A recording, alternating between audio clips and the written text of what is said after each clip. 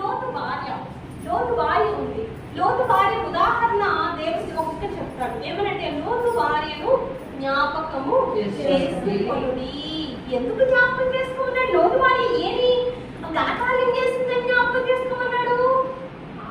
తను తనని ఒక ఎలాగ ఉపమాన రీతిగా తను అక్కడ పెట్టాడు అనమాట. అంటే మనం సాధారణంగా ఒకరి గురించి చెప్పేటప్పుడు ఈ మనిషిని జ్ఞాపకం చేసుకో అంటే అర్థం ఏంటంటే ఆ మనిషి ఒకప్పుడు ప్రవర్తన తను ఏదో చేసి ఉండొచ్చు, తన గురించి నేర్చుకోవాల్సిన పాఠాలు మనకి కొన్ని ఉంటాయి.